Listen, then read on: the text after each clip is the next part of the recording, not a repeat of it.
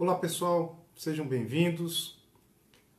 Hoje eu recebo um convidado, o psicanalista e psicólogo René Schubert, que também é constelador, é facilitador em constelações sistêmicas, organizacionais, familiares. É autor de 2 livros, Toques na Alma, volume 1 e volume 2.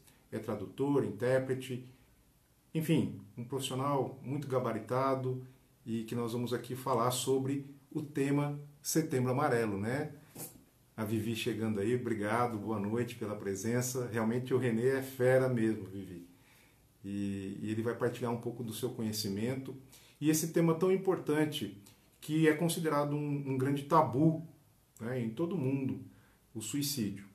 E o setembro é um mês dedicado à prevenção do suicídio. E aqui nós vamos falar sobre vários aspectos, né? Como ele é um profissional da área da saúde mental, ele vai trazer vários aspectos. Eu também trabalhei aqui na minha cidade, em Avaré, com uma rede de proteção. A Renê está chegando aqui. Uma rede de proteção à vida, onde a gente fazia vários trabalhos para a conscientização das pessoas sobre esse tema tão relevante e tão importante, tão pertinente nos dias atuais. Então vou esperar aqui o René mandar o convite. Aqui, Elivelta, lá do Piauí, seja bem-vinda. Todo o pessoal que vai chegando aí, obrigado pela presença.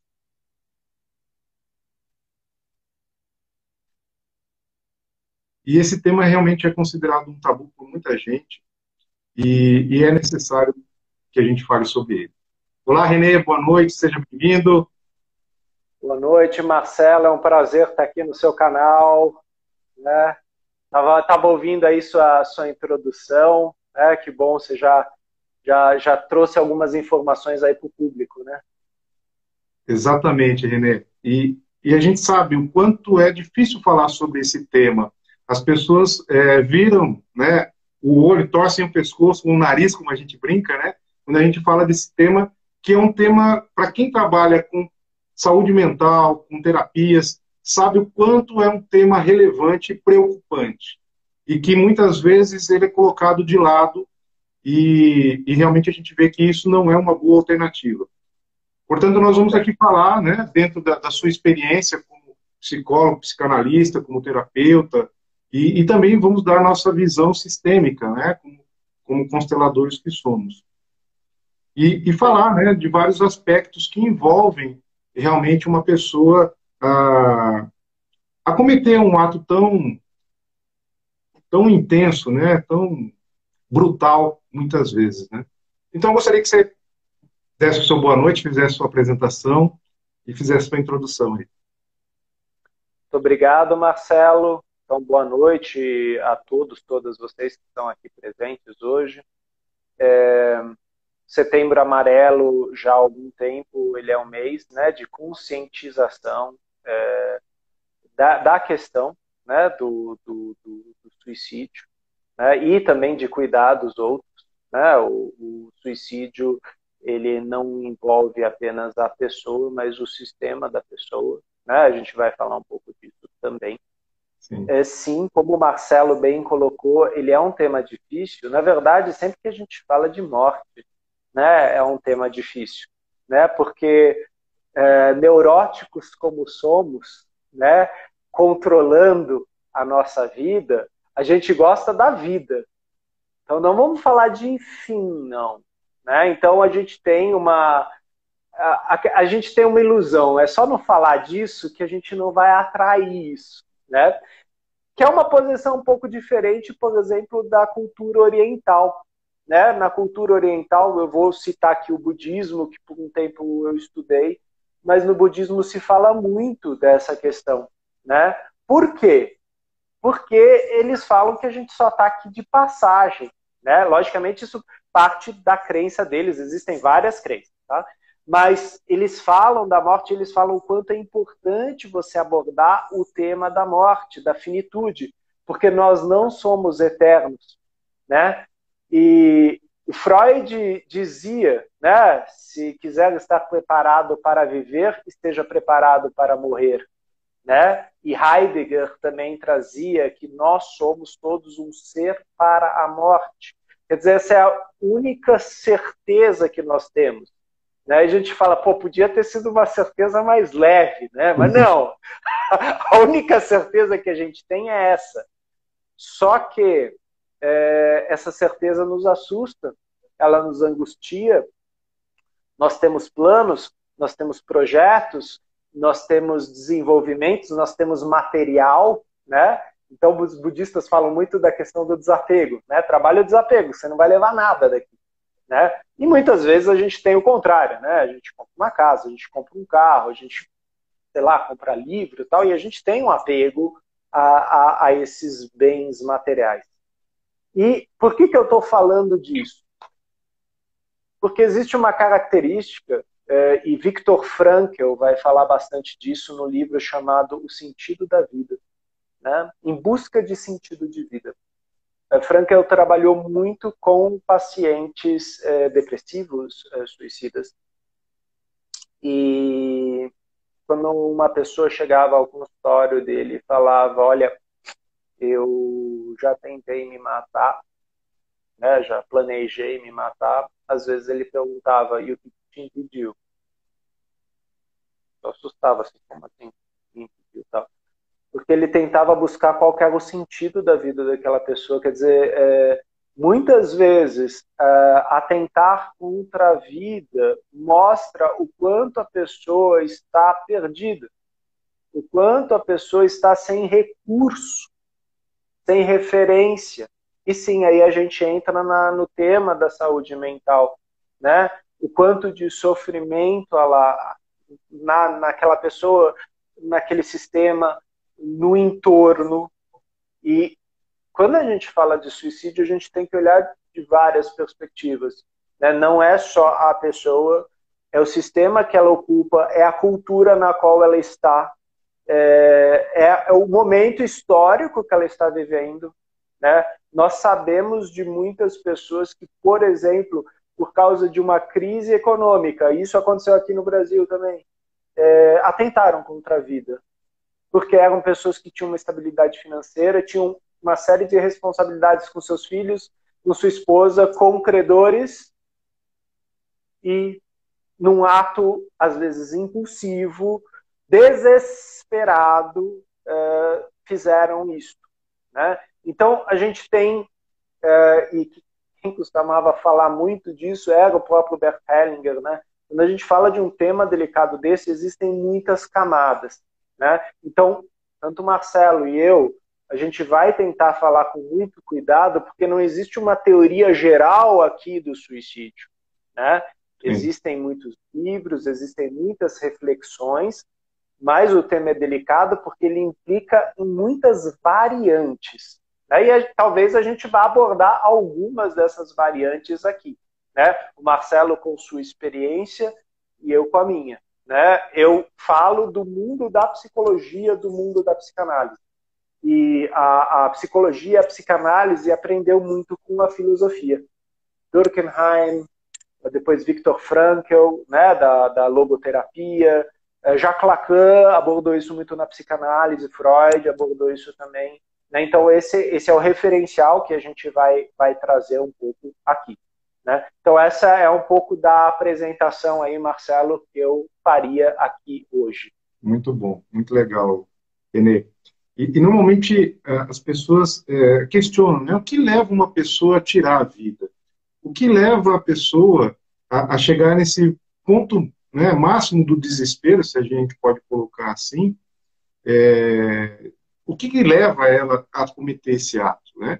O que eu aprendi nos meus estudos é que realmente é um processo. A pessoa ela vai, né, construindo várias tristezas, decepções, desilusões, e muitas vezes existe o princípio da ambivalência, que a gente vê muito, né, dentro do atendimento terapêutico, e acredito que você também dentro da psicologia e da psicanálise. Então, eu gostaria que você falasse isso. Quais são as razões? Porque, às vezes, as pessoas falam, né? Ah, ele foi traído por alguém, ou ele perdeu o trabalho. E aquilo, normalmente, é a gota final para transbordar o copo, que já está bem cheio, não é? E, às vezes, esse princípio da ambiguidade, da ambivalência, ele é muito presente, né, Renê? Ao mesmo tempo que a pessoa ela quer tirar a vida, ela não quer. Né? Então, eu gostaria que você falasse um pouquinho sobre isso também. Tá. Então, Marcelo, você trouxe uma metáfora muito bonita, né, do copo que transborda, né? E aí o olhar do psicólogo muitas vezes vai ser para a administração emocional, né? Quer dizer, como que essa pessoa está lidando com as suas emoções?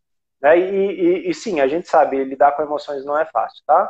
E não é porque eu sou psicólogo que eu sei lidar bem com as minhas. Eu muitas vezes ajudo os outros a lidar com a deles. Isso não quer dizer que eu saiba lidar bem com as minhas. Né? Para isso eu tenho o meu psicólogo. Exato. Eu também. Exato, exato. É importante, né, a gente procurar essa ajuda. E, na verdade, por que, que o Marcelo e eu estamos aqui conversando sobre esse assunto hoje? Porque é comprovado que falar sobre ajuda. Né? Por isso que o CVV, o Centro de Valorização à Vida, ele tem um espaço de escuta, né? Qualquer pessoa pode ligar de qualquer lugar do Brasil e uma equipe treinada, né, vai estar à escuta, vai oferecer essa escuta para a pessoa, né? Porque nós sabemos que isso ajuda nesse copo cheio, né? Às vezes o copo realmente está muito cheio. Aqui não é um exemplo, aqui esse é o copo legal, né? Dá para encher bastante. Mas quando ele está transbordando aqui, então vamos falar, né? Tipo, olha, minha relação ela está complicada, eu não falo mais com os meus pais, eu estou com problemas financeiros, está tendo uma pandemia de Covid-19, pode ser que eu seja demitido, eu tenho uma relação ruim com os meus colegas. E aí, de repente, eu estou dirigindo na rua, um motoqueiro leva meu retrovisor. Vazou. Né? Eu só dei um exemplo. Né? Eu podia também dar uma topada numa pedra no meio da rua e falar, meu, tudo de ruim acontece comigo. E aí vem muitos pensamentos negativos, derrotistas, como, por exemplo, não sei para que eu estou aqui. Só comigo acontecem essas coisas. Se é assim, é melhor nem estar vivo. Né? Eu sempre ouvi que eu não ia acrescentar nada nessa vida, eu estou achando que isso é verdade.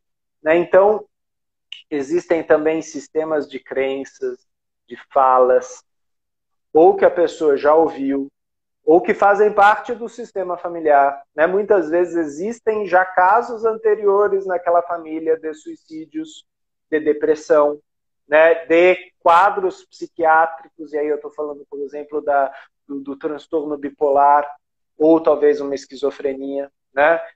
Casos onde o copo ele transborda muito facilmente. Talvez porque não tenha um espaço terapêutico, não existe um acompanhamento bioquímico, ou seja, psicotrópico, né? E a gente sabe o quanto, em alguns casos, é fundamental o acompanhamento do neurologista, do psiquiatra, né? De um profissional da medicina. Né? A psicoterapia ela caminha junto com esses profissionais. Em alguns casos, a psicoterapia ajuda, mas ela também precisa da ajuda. Outros casos, a psiquiatria ajuda, mas também precisa, né, do acompanhamento do psicólogo. Né? Terapêuticas em geral. Né? Lógico que é ótimo você fazer um coaching, é ótimo você fazer um aconselhamento. Saiba que talvez esse profissional também vai precisar da ajuda. Né? Eu já tive muitos casos aqui de colegas, né, coaches, que encaminharam casos e falaram, Renê, a gente chegou num ponto na carreira dele que não é minha área. Isso daí é da tua área, isso daí é saúde mental. Então, é muito legal isso, você perceber isso, porque sim, o trabalho do coach é um trabalho muito focado, muito claro, né? Assim como o trabalho da psicologia também. E se eu percebo que, por exemplo, o paciente que está na minha frente, ele está muito deprimido, ou seja, ele não está me escutando, ele não está conseguindo sair daquele círculo de depreciação, insegurança, vitimização, autopiedade, eu vou precisar da ajuda de um psicotrópico.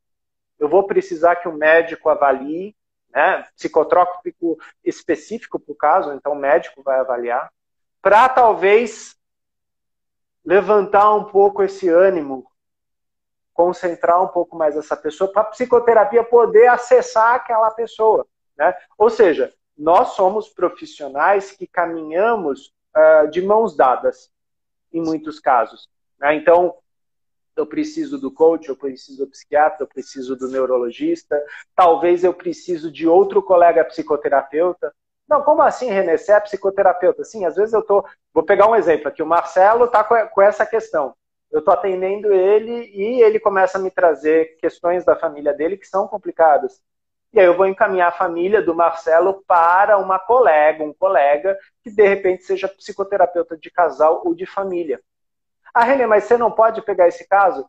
Dependendo da situação, é melhor que seja um profissional que especificamente vai olhar para o sistema familiar, né? E que vai oferecer outras ferramentas, então, para a família como um todo, né? Essa era a forma como a gente trabalhava dentro da clínica psiquiátrica, né? Então, o paciente, muitas vezes, ele fazia uma terapia individual comigo, ele fazia terapia de familiar com outra profissional, ele fazia AT, um acompanhamento terapêutico com outro profissional. Ah, mas por que variar tanto? São trocas diferentes, impressões diferentes, e, logicamente, nós, profissionais, conversando, nós conseguimos desenvolver estratégias pontuais e diferentes para aquele paciente. E eu posso dizer para vocês, pela experiência, que isso funcionava muito bem, né?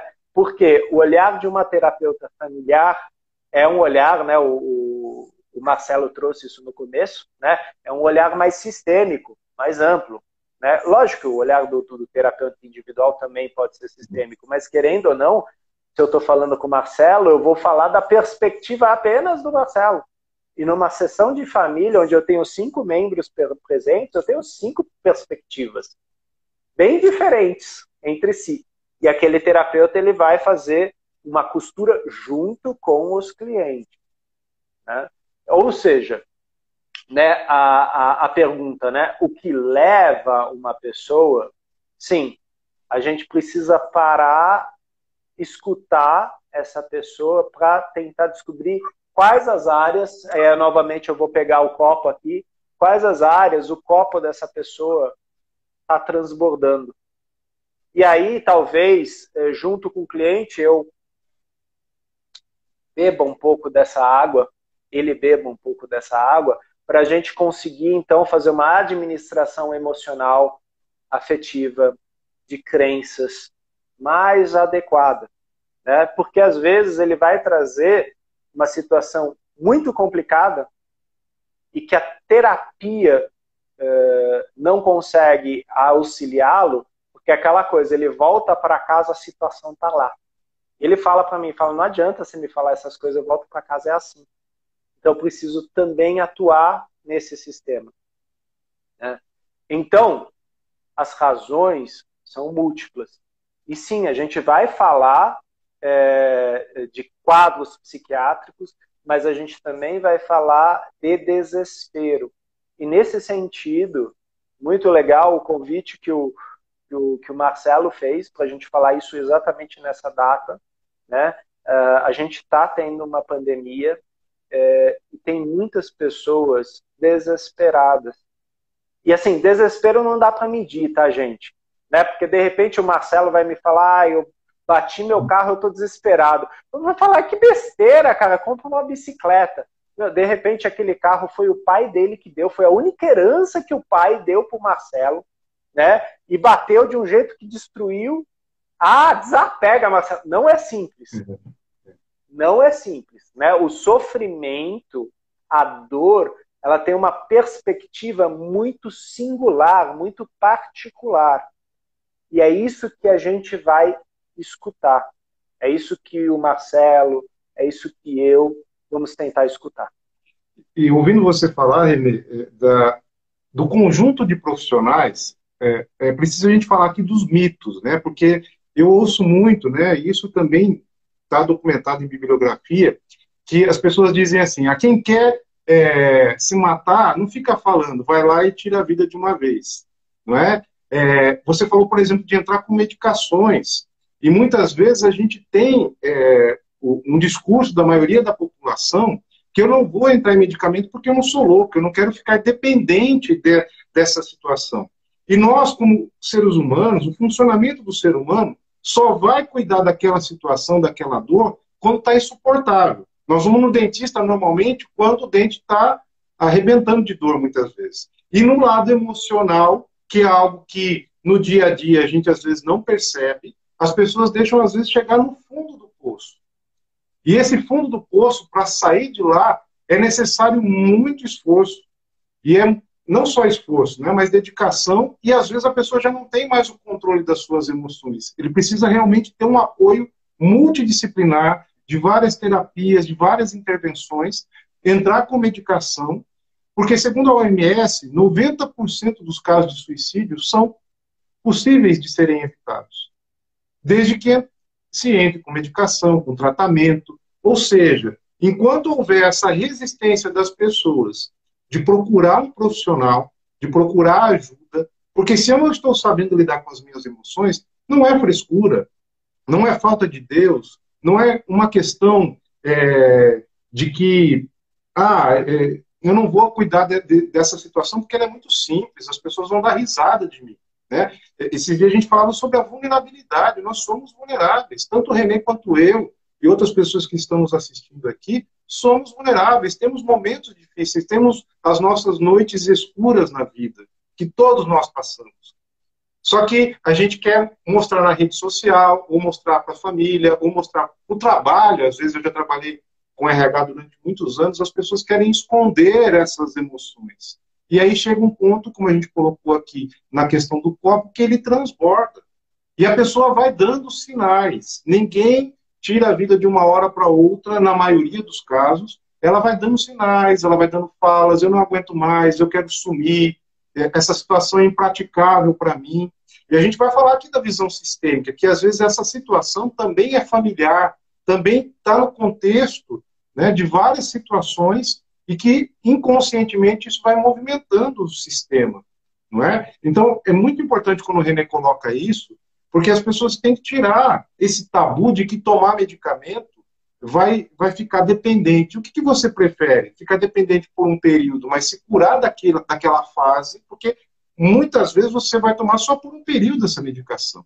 Né? Então eu gostaria que o René tocasse isso também, que eu acho que esses mitos que envolvem a saúde mental, elas prejudicam tanto o acesso das pessoas a irem a uma terapia, e a gente percebe, né, no nosso dia a dia, nos atendimentos, que as pessoas deixam chegar num estágio que é preciso realmente muita dedicação para poder sair daquele lugar onde ela se colocou. Porque foi pingando, e aí tem uma hora que explode, certo, René? Certo. Não, é perfeito, né? Eu acho que aí entra muito aquilo que a gente chama de psicoeducação, né? Quer dizer, uma forma de a gente trabalhar a psicofobia, né? Quer dizer, medo de psiquiatra, medo de psicólogo, medo de tratamento, medo de se mostrar frágil porque faz terapia e tal, é exatamente a gente educar as emoções. Por isso que existem vários projetos em escolas hoje em dia que trabalham as habilidades socioemocionais, a expressão das emoções e falam, olha, a inteligência não é só racional, ela também é emocional. Né? Então, lidar relacionamentos, afetos dados em relacionamentos, trocados em relacionamentos, é uma questão de habilidade, é uma questão de equilíbrio, de transformação. Né? E aí, nesse sentido, o Marcelo e eu, a gente conhece uma profissional que trabalha com isso de forma maravilhosa, né? A Eva Wittrecht, né? Que trabalha no modelo de validação de Virginia Satir, em empresas, né? Trabalhando posturas, formas de falar, né? Para que você possa ser vulnerável e isso não te destrua, isso não seja um sinal de deposição. Ao contrário, de repente aquele sinal pode ser um sintoma para a empresa fazer uma mudança, aumentar, crescer a produtividade.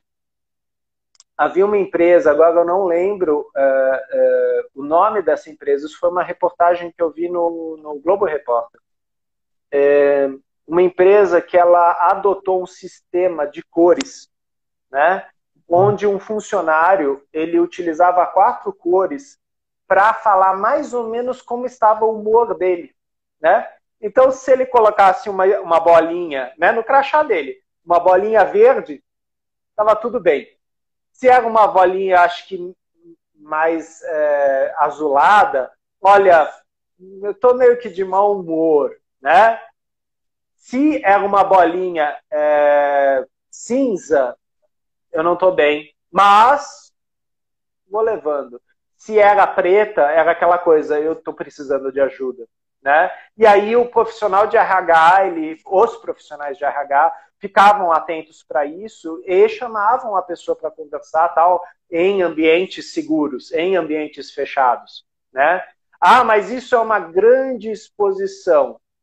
Não, isso é uma forma de administração afetiva, né? Todo mundo tem seu dia ruim, né? E o fato de eu colocar uma bolinha preta não quer dizer necessariamente que eu vou me matar, né? Pode ser aquela coisa, eu briguei com minha esposa ontem, o cachorro me mordeu, aí eu dei uma topada lá fora, meu carro não ligou, engasgou, eu vim de ônibus, o ônibus estava lotado, as pessoas de manhã não tomaram banho, então o cheiro estava horrível. Quer dizer, vai acumulando, eu chego lá e falo, ó, não estou bem, né? Ok, conversa. E às vezes eu falo, nossa, engraçado, né? Eu estava tão mal, conversei com você, eu estou me sentindo um pouco mais leve. Isso é relatado constantemente na prática clínica. Falar auxilia o nosso sistema neurológico, né? E aí eu vou lembrar do nosso professor Gerhard Higler, né? Quando a gente fala, quando a gente elabora, a gente está trabalhando conteúdo neurológico, né? A gente está elaborando conteúdos que pareciam, para nós, o fim do mundo. Na hora que eu conversei, eu tive uma outra perspectiva, eu falei, até que não é bem assim. Mas tem uma coisa que você falou, Marcelo, que eu acho importante a gente tocar. O suicídio também é uma questão socioeconômica. Muitos não têm acesso, né? Muitos, infelizmente, não têm acesso à informação, não têm acesso a psicólogo, não têm acesso a médico, né? O nosso Brasil é muito grande, né? E a gente tem níveis muito diferentes de potencial, de acesso, né, às riquezas. Novamente eu falo aí do CVV, né? O CVV é uma alternativa gratuita, disponível a todos, né? Número 188. E para aqueles que de repente buscam outras coisas, como o Marcelo falou, de repente um médico, um psicólogo, a USP, inclusive, ela desenvolveu um programa agora, né, com a pandemia, de atendimento aos profissionais da saúde, né, médicos, enfermeiros, fisioterapeutas. Né, eles têm até preferência pelo fato do estresse que eles estão passando, né, com a pandemia, mas eles têm vários programas de atendimento à população. E eu tive muitos pacientes em meu consultório que tinham dificuldade de pagar uma consulta psiquiátrica particular e procuraram o HU, né, o Hospital Universitário da USP. Né? Assim como a gente tem o Hospital do Servidor Público em São Paulo, o HC. Né? Quer dizer, existem, logicamente, tem fila, existe um processo aí, né?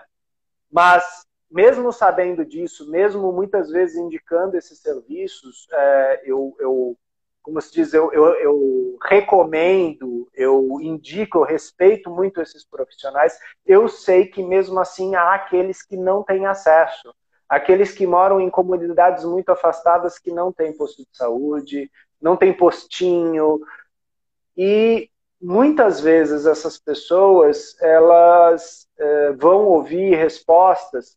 Sim, são respostas ignorantes. Né? O que é ignorância? É não saber. Né? Então é aquela coisa, você está de frescagem, você é fresco, isso daí não é nada, é que você não tem fibra, tu não tem culhão. E a gente sabe que isso não ajuda, gente. Uma pessoa que está mal, ela não quer ouvir esse tipo de coisa, porque se ela está deprimida, vai deprimir ainda mais ela. Né? Existe um fator psíquico, comportamental, relacional, e existe um fator bioquímico acontecendo também. né? Uma pessoa que está com uma depressão moderada, uma depressão severa, ela não consegue sair da cama, né? Realmente, muitos meus pacientes, eles falam, parece que a cama é um polvo com tentáculos negros e grudentos e não dá, ela não consegue levantar para tomar banho, não consegue se alimentar. Então, é um caso grave e a gente sabe que aí existe também a questão química acontecendo. O René não vai poder ajudar nisso. Precisa de um profissional psiquiatra, neurologista, um médico que acompanha essa família para essa pessoa conseguir levantar e, de repente, conseguir procurar o consultório, conseguir procurar um aconselhamento com um profissional e fazer essa outra parte. Então, eu acho importante falar disso. Realmente, essa estatística é uma estatística assustadora, né? Quer dizer, 90% poderia ser evitado, né? Ou seja, ou essa pessoa não está chegando ao auxílio, ou esse auxílio não está chegando à pessoa. Por isso é fantástico o Setembro Amarelo, porque já há 10 anos, mais ou menos, nós nos dedicamos a palestras, né? Hoje a gente tem essa coisa fantástica da live, mas assim, eu já dei várias palestras em comunidades religiosas voltadas para esse tema, ou depressão, ou doenças psiquiátricas, ou a questão do suicídio, porque uma colega escreveu aí, né?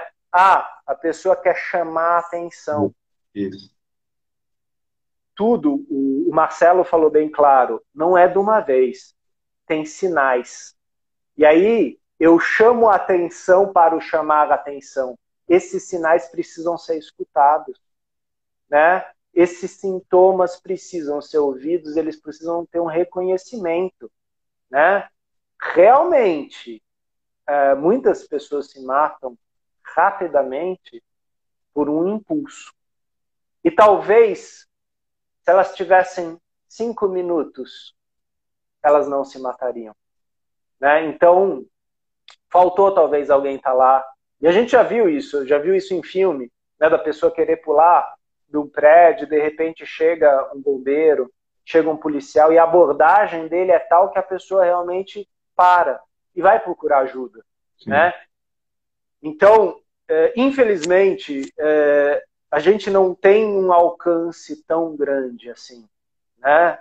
E eu acho que isso é um alerta legal que o Marcelo está falando. Quer dizer, é muito alto o número que poderia ser evitado.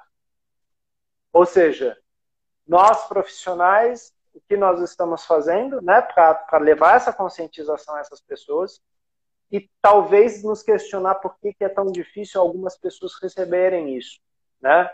E assim como o Marcelo já trabalhou em projetos sociais, eu também já trabalhei em projetos sociais, é outra realidade. Sim. É outro mundo, né? E muitas vezes realmente essa informação não chega lá. Não dessa forma que a gente está falando aqui. Exatamente. A Elza está falando aqui que é preciso criar esses espaços de muito amor, amorosidade, realmente de acolhimento, porque muitas vezes a pessoa precisa, às vezes, esvaziar um pouco o copo, como bem o René colocou aqui também, né? Vamos beber essa água juntos, acho que a Vivi aqui colocou também que nas escolas seria muito importante esse trabalho. Eu conheci, o CVV trouxe para o Brasil um programa chamado Amigos do Zip, que é um programa desenhado lá no exterior e que é voltado para a educação emocional para as crianças. E a gente acompanha também nas escolas as mutilações, essas gincanas violentas que às vezes aparecem nas redes sociais. E tem ontem eu assisti, né, René, a gente estava conversando ontem sobre o Dilema das Redes, né, que é um documentário que saiu na Netflix, e num dado momento desse documentário, eu recomendo para que todos assistam, que fala do poder, né, da imagem, da tecnologia, das redes sociais, o como nós estamos à mercê disso tudo. E eles fazem um comparativo, um gráfico, que a partir de 2009, quando surge as redes sociais, e isso chega na mão das crianças e dos jovens, a taxa de suicídios cresce exponencialmente. 150%. A gente ouve falar, e aqui na minha cidade, em Avaré, para quem não sabe, ela tem um índice proporcionalmente muito alto entre os jovens.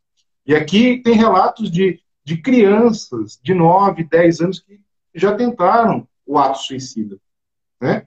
Crianças de 12 anos, 10 anos tirando a vida. Por quê? Chega nesse estado emocional tão grande. Nós temos essa epidemia silenciosa que está matando jovens, está matando idosos, e que realmente é necessário a gente fazer um esforço em conjunto. E ouvindo o René falar, me veio aqui uma informação muito importante, que é realmente ter essa proximidade. A gente pode não ser um profissional da área da saúde mental, mas a gente treinar o nosso olhar, treinar a nossa escuta, para identificar esses sinais. Muitas vezes você não vai ser a pessoa que vai atender essa demanda emocional, mas você pode ajudá-lo a interromper esse fluxo, essa ideação que a gente chama, né, ideação suicida. Então, muitas vezes você identifica que alguém ali mudou de comportamento muito rapidamente, era muito fechado e de repente fica expansivo, ou ao contrário. Então, é importante olhar para isso em todos os ambientes. Então, às vezes na igreja, no trabalho, no futebol, né, na brincadeira lá que o pessoal faz, se a gente começa a perceber isso, talvez você chame essa pessoa de canto e você pode trazer, talvez, uma luz para ela naquele momento. Então, por isso que é interessante trabalhar esse conceito de rede de apoio. Não é? Muitas vezes, como bem o René colocou aqui, as pessoas não têm acesso, não têm recursos financeiros para chegar até um profissional, não é? E fazer um tratamento sério que vai realmente ajudar a pessoa a sair daquele momento. Então, muitas vezes, nós como colegas, filhos, pais, podemos, né, fazer esse trabalho de olhar, de perceber, de realmente ter essa amorosidade, como a gente colocou.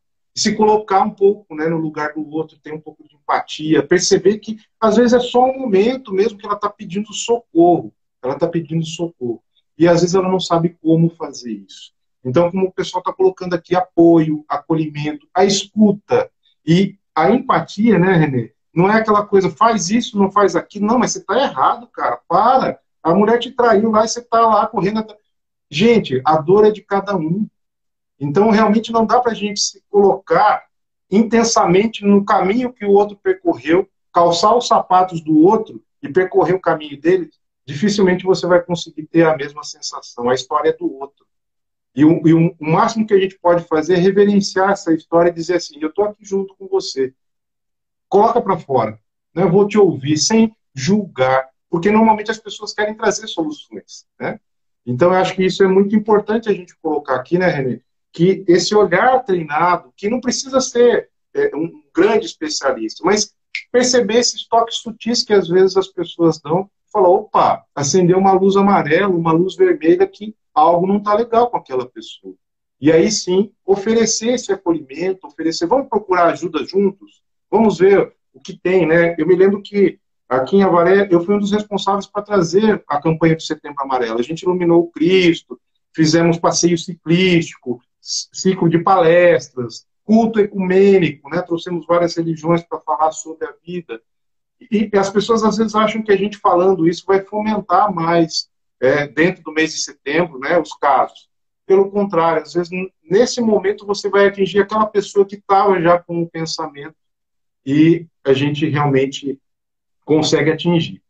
E acho que é legal a gente aqui, René, agora, trazer um pouco da visão sistêmica, né? A gente, o ano passado, teve com o Hauser, né? Ele trouxe um aspecto muito interessante também, que não, às vezes não entra nas estatísticas, mas é esse processo que a gente está dizendo que as pessoas entram, né, numa ideação suicida, que muitas vezes é o uso do álcool, das drogas ilícitas. Então, eu gostaria que você trouxesse esse olhar também. Sim. A questão do álcool, da droga, por exemplo, o Bert Hellinger ele tem uma frase, né? É viciado aquele a quem falta algo, né? E algo é esse, né? E se a gente parar para pensar, com certeza o Marcelo tem um monte de algas que lhe faltam, assim como eu tenho um monte de algas que me faltam. Só que eu, de repente, tenho um espaço de acolhimento, eu tenho um espaço de escuta, eu tenho um espaço para falar disso. Né? Então, ontem mesmo, né, pelo WhatsApp, Marcelo e eu estávamos conversando, né, sobre a palestra de hoje, a gente estava trocando umas ideias e tal, então estávamos acolhendo e de certa forma, tecendo isso, né?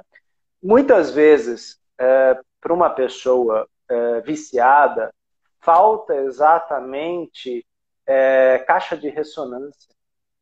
Ela não consegue encontrar alguém que a escute, ela não consegue encontrar alguém com quem ela tem uma sintonia de troca saudável, de repente. Ela olha para os excluídos e ela fala, eles são como eu. E aí cada um desses excluídos vai se comportar de uma forma talvez mais pesada, mais depreciativa, mais insegura, né? A gente fala, né? Tipo, esse meio arrasta. E arrasta mesmo. Vai você chegar lá num bar que você costumava frequentar, que você tinha os amigos de copo, assim, e fala, ó, parei, eu sou um novo homem. Cara, questão de 5 minutos, alguém vai chegar, vai colocar um copo de cerveja na tua frente e fala, quero ver. Prova! Né? Aí você fala, nossa, que sacanagem. Gente, o universo, e aqui eu vou falar do universo masculino, é um universo de também muitas aparências. Né? Vamos ver se é forte mesmo. Não, isso é frescagem, álcool não faz mal. O que faz mal é a tua esposa, o que faz mal é o teu casamento. E aí vem aquelas teorias, né, né, vai para o outro lado. Né? Nada em excesso faz bem. Ou melhor dizendo, tudo que é em excesso pode fazer mal. Né? Então, o álcool em excesso faz mal, a droga em excesso faz mal, o excesso de atividade física pode fazer mal. Né? Quer dizer, é importante, sim, eu ter um planejamento, eu saber onde eu quero chegar e, de repente, observar se eu não estou usando aquilo para substituir algo, para tapar algo. Né? Isso pode acontecer, inclusive, no meu emprego, tá? Quem tem a síndrome de burnout, muitas vezes está viciado em trabalhar. E porque tem algo que está tentando evitar, está tentando fugir de. Né? Logicamente, eu estou sendo bem genérico aqui, cada caso tem que ser avaliado em sua estrutura específica. Mas o olhar sistêmico, ele tenta ver o sistema ampliado. Ou seja, se aquela pessoa está usando uma droga, álcool, tem um vício, a gente às vezes vai perguntar quem mais no seu sistema familiar, na sua família, teve algo parecido, teve uma dinâmica parecida. Quem talvez partiu muito cedo? Quem teve um destino difícil? Ah, René, mas que sentido tem isso? Geralmente para o cliente tem sentido. Né? Porque ele fala, olha, aconteceu isso, mas não tem nada a ver. Isso aconteceu lá atrás. Uhum. E como que é isso na tua família? A gente não fala disso. Por exemplo. Né? Ou seja, se é uma coisa pesada e que ninguém fala, é porque atua de uma outra forma. Né? Exemplo, ontem no grupo de estudos a gente estava falando da Segunda Guerra Mundial. Né? A gente fala da Segunda Guerra Mundial, mas a gente às vezes evita alguns assuntos da Segunda Guerra Mundial. Né? Então a gente fala às vezes de estatísticas, a gente fala de coisas, mas a gente não entra. Até hoje existem desaparecidos. Até hoje existem povos, raças que não foram reconhecidas, né? Nesse processo de aniquilação.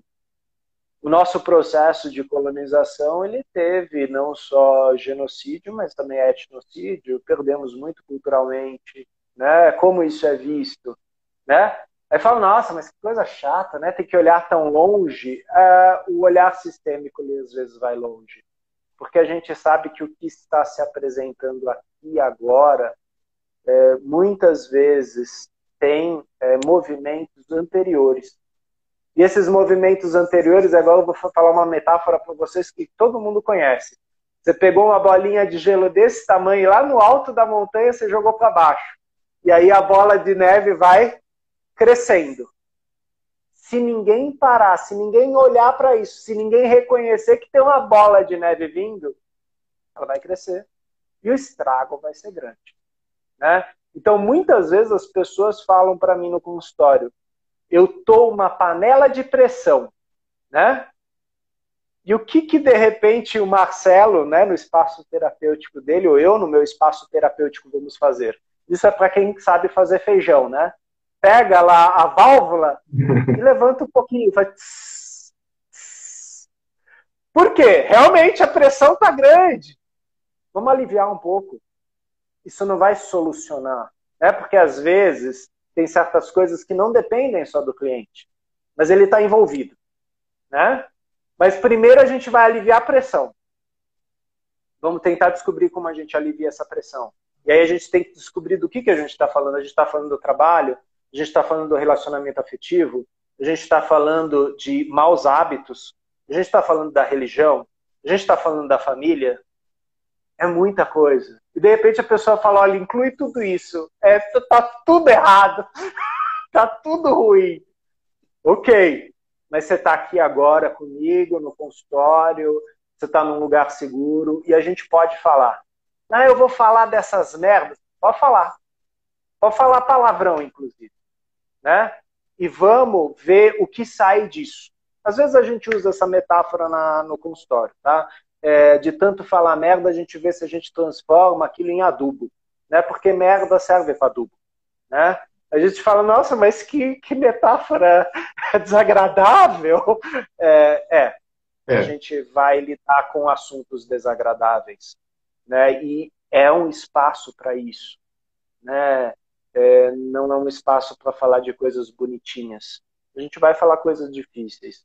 E o profissional, o terapeuta, o psicólogo, o psiquiatra, ele é treinado para isso, né? Ele é treinado, o Marcelo falou uma palavra fundamental aí, para empatia, ou para neutralidade, ou para uma intervenção pontual, né? Mas isso é treinamento. O CVV, por exemplo, ele não faz intervenções, ele escuta, né?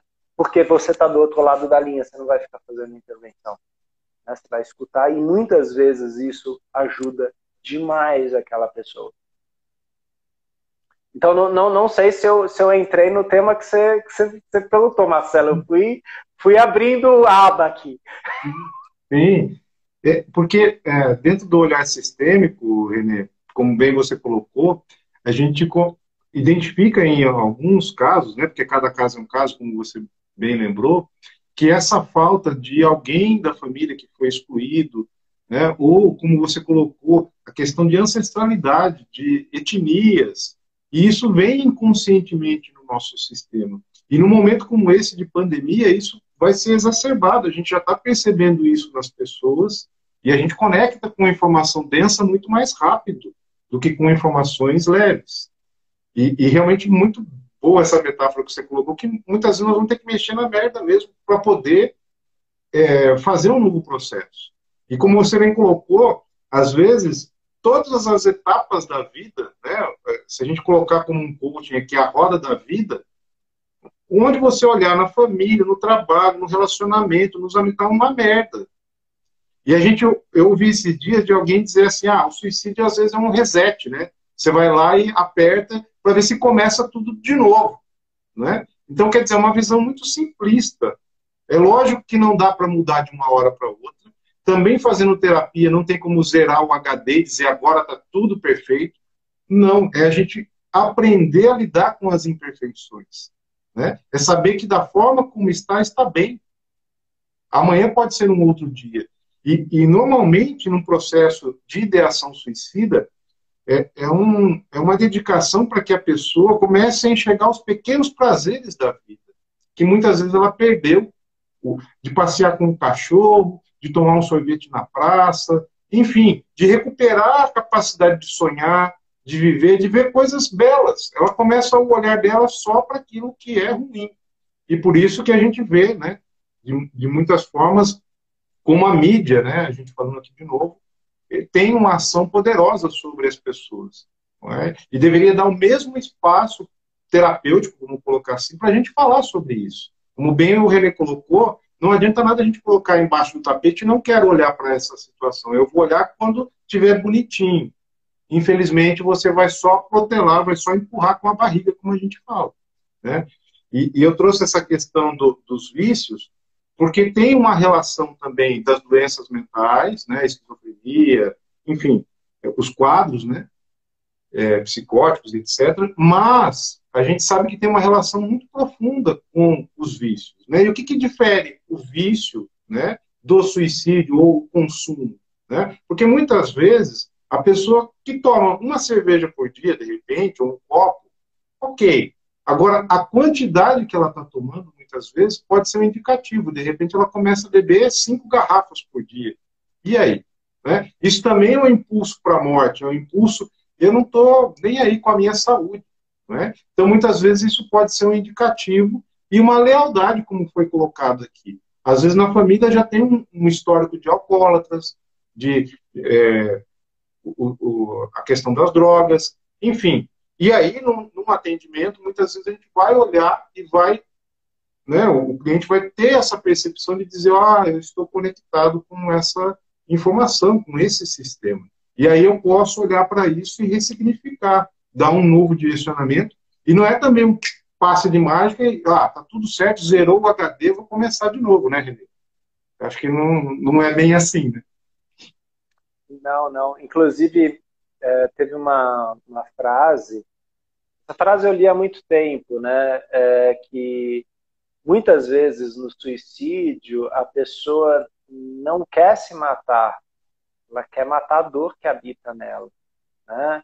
E aí, novamente, por que a gente está aqui falando, né, do espaço de expressão? Por que a gente está falando aqui, né, de espaço de escuta, de acolhimento? Para a gente poder também acolher essa dor, né, e mostrar para a pessoa que sim, existem alternativas. Isso era uma coisa que o Viktor Frankl fazia, né? O sentido da vida é encontrar sentido na vida, né?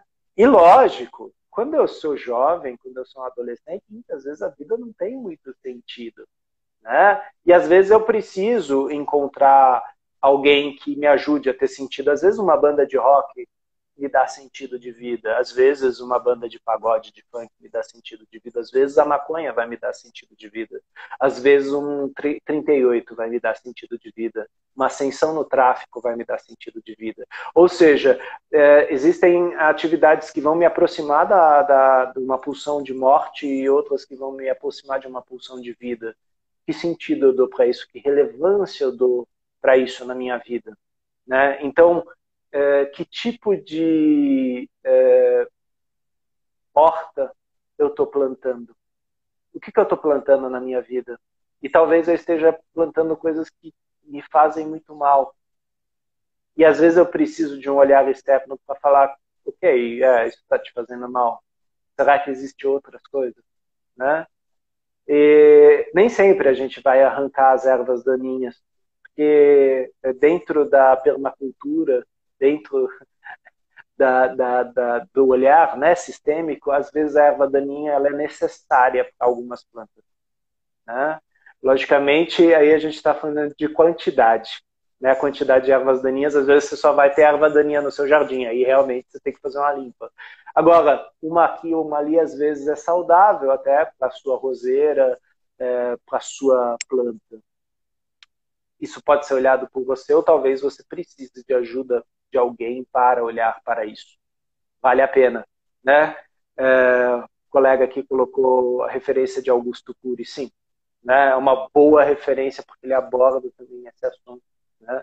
Que tipo de jardineiro és? Né? E como você está cuidando do seu jardim? Né?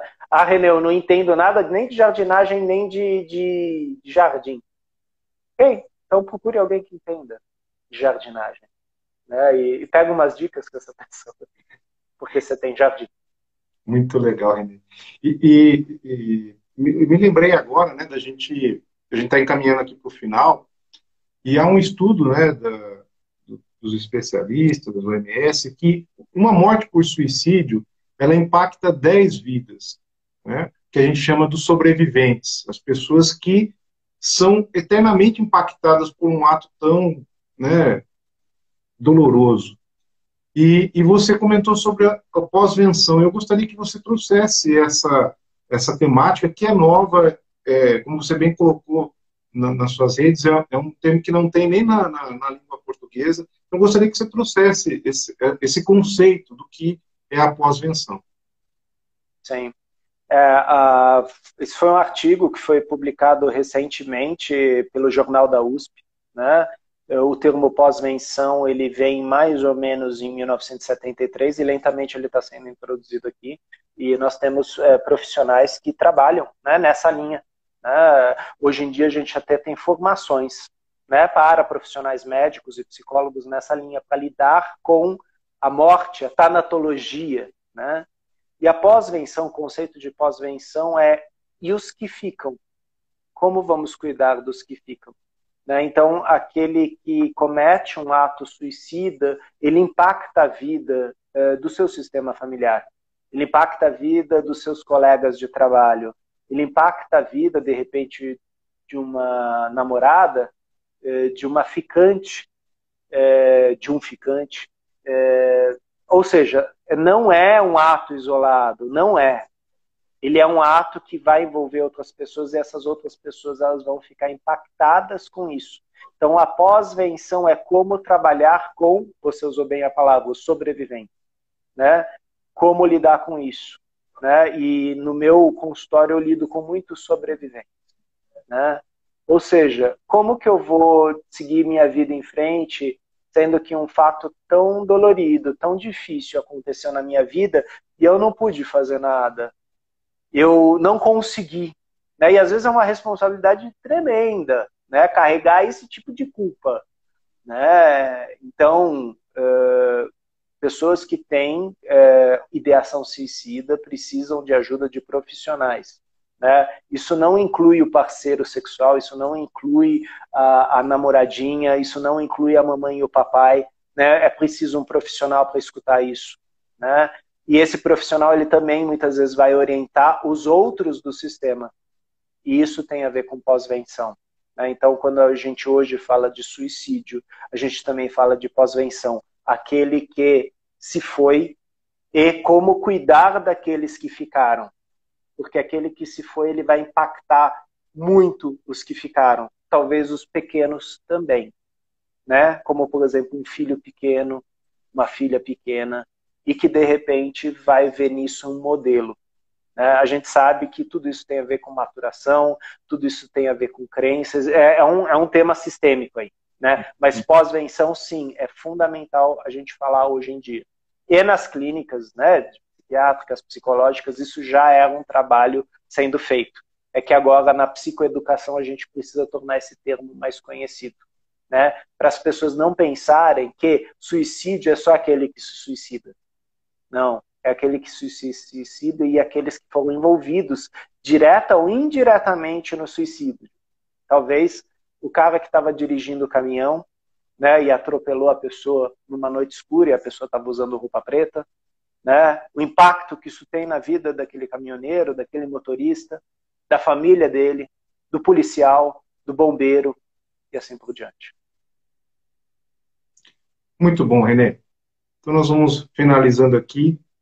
Queria mais uma vez agradecer sua presença, né, ter aceitado o nosso convite aqui para falar de um tema tão importante, tão relevante, e que a gente possa ter trazido aqui uma notícia, né, uma mensagem de esperança para que as pessoas que se encontram nessa situação possam realmente encontrar apoio, procurar ajuda e realmente celebrar a vida. Certo? Minha gratidão a você mais uma vez. E muito obrigado, viu? E agradecer também ao pessoal que participou conosco aí, que entraram aí na nossa live. Gratidão a todos, todas vocês e principalmente a você, Marcelo, por trazer essa temática tão importante. Legal, muito bom.